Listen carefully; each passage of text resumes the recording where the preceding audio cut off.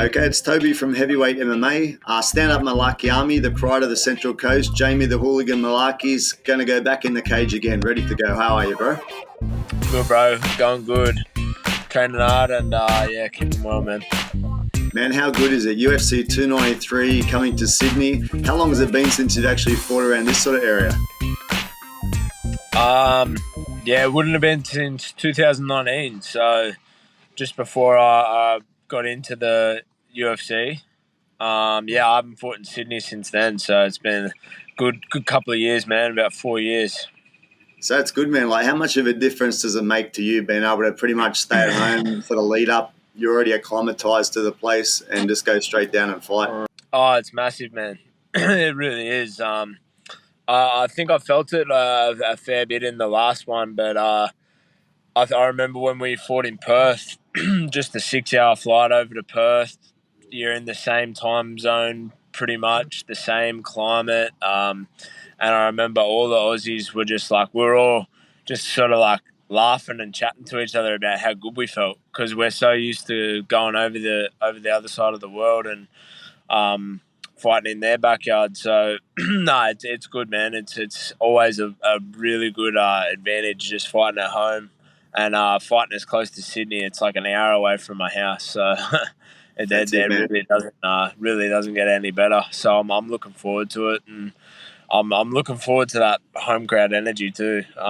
It's going to be fucking massive. So the hometown advantage, first of all, and then, like we say, they're all coming over to our country, bro. It must give you a little bit more motivation to, impress the local fans, yeah? Yeah. Fuck them off back there too. Beat them out of it. Beat them out of our country. It is. And you definitely just feel that home crowd support, that home crowd energy, and man, it's gonna be a cracking night. That's it, man. So fighting John Makdessi, man, a nice, experienced veteran of the game, bro. I mean, it must be a fight that wakes you up in the morning, right? Oh, for sure. He's a crafty veteran, man, and I'm gonna have to be on. I'm I'm just touching wood that nothing happens with either of us in our camps, and we both make the fight healthy, because it's been a little bit of a bad run of opponents and stuff. But I'm sure he's a game like veteran, so I'm pretty sure that he'll make the walk, That's it, man. The interesting thing about this fight is back in 2018, he fought your trainer, Ross Pearson, of Central Coast MMA, man. And this must be one that you'd like to get back for your coach, right?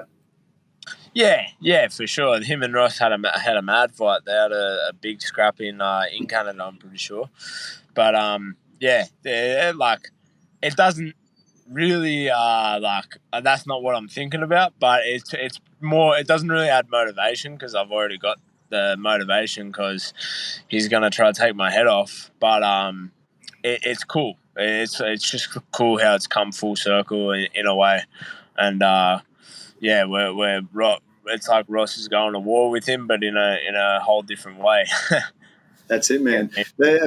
A few of the clear sort of advantages, obviously, youth is on your side, man, and with the game so tough, you training MMA a few times a day, every day of the week, pretty much, is going to take a wear on your body, right? And he's had a run of injuries. Obviously, he's got a little bit more years under the belt than you, so that's got to be, a bit of a positive for you. You got youth and energy and that on your side. Yeah, for sure. It comes with the territory in this game. You're going to be a bit beat up, and the older you get, the harder it is. But one thing about his sort of era of fighters is they're fucking tough, man. I kind of experienced that when I fought Michael Johnson.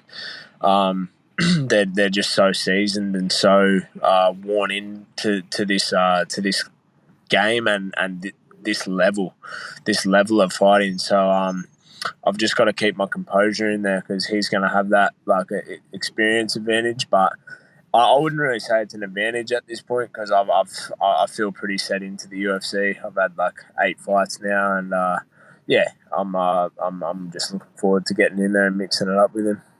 That's it, man. The other notable one, obviously, is the reach. You got a 15 centimeter reach and a 10 centimeter height advantage, which obviously works in your game, and also you like using straight punches and that as well. So hopefully that'll work well against him. Although when you look at him, he's very experienced fighting people with longer reaches as well. So it might counter that a little, yeah. Yeah, he'll be ready for everything, man. And like you said, he's used to fighting that fight. So I don't really even think it's going to be a big thing for him in the fight. But yeah, we're looking to use those weapons and take him out. The funny thing is, like when I watch the other guys fight, Ross Pearson and Makdessi fight, you see that they're actually not that dissimilar from like a style almost a little bit similar, but the height and reach and everything looks very, very close. So that makes an advantage for you because you've got a guy that's fought him that can emulate him when you guys move around a bit, yeah? Oh, absolutely. Absolutely. It's a real good little advantage to have. He's a great, like, Ross is like the perfect sparring partner for this camp. So yeah, we've been moving around, and just the fact that he spent 15 minutes in there with him, he's very familiar with it, you know. So it's a massive advantage for me to have that all in my camp. That's it, man. Hey, Makdessi is kind of interesting because you got that Taekwondo or karate background. You can see the way he works that lead leg, like does a sneaky little left hook kick, which is kind of unusual for for UFC, right? Not too many people are doing that. Have you been working a bit of that, like people throwing some interesting lead leg kicks and that? Yeah, we're trying to like you always just try to emulate the whoever your fighting style. So we're getting all the different looks. I've got some good striking bodies up my way, so we're getting plenty of different looks of that bouncy in and out style, and yeah, we're gonna just take it to him on fight night. How do you see the fight working out, man, between you two guys? What do you sort of foresee? I think, hey mate, that's red. Um, no, yeah, I see it being a good like I think it'll be a little bit of a chess match in that opening round. We'll be trying to figure each other out. Um, I see it being a striking friendly fight, but in saying that, I will probably look to take him down whenever I get the opportunity. You know, um, but yeah, and basically I wanna wear him down, and as the fight goes on, I think I'll find my mark and just put the pressure on him. Yeah, you saw his last fight when he fought Nasrat. Nasrat had some success mixing it up a bit, right? Like, so he was like they were fighting stand up, but he'd shoot in the double every now and again. He had some success. Holding him down's a different story, but actually getting the takedown and scoring the points, you seem to have some success, right? Yeah, the mixing it up's going to be key for sure. That's it, man. Hey, and looking back, June 3rd, you had a loss to Muhammad Naimov, bro. Broke all of our hearts, bro. You were doing so well, but this is the game, man. It's a tough game. You know, you can lose on a spin of a coin, right? How did you feel after that fight, and how did you kind of get back into, a positive mindset? Yeah, it sucked, man. It sucked because everything was going my way, and I got complacent. So it was just a big lesson for me, really. But the thing is, I've been here before plenty of times. So it's not like, it wasn't like a performance where I was questioning should I be in here or nothing like that. I made a mistake. I made a mistake, and in this game, there's no margin for error. Unfortunately, it's a cruel sport, and yeah, I just bounced straight back. I had a quick little break, and I actually jumped straight into the back end of Volkanovski's camp for a year, and then went into helping Josh get ready for his fight in London, and then pretty much went into my camp. So I knew I'd be fighting on the Sydney card, and I'm just motivated, really. Like, it's what it always does when you lose, especially in that fucking way that I lost. I'm just like, I'm real motivated, and I'm just pulling the trigger at the moment. Looking Awesome, to man. get back in that column. That's awesome, man. Good to hear that you've turned it into a positive, man.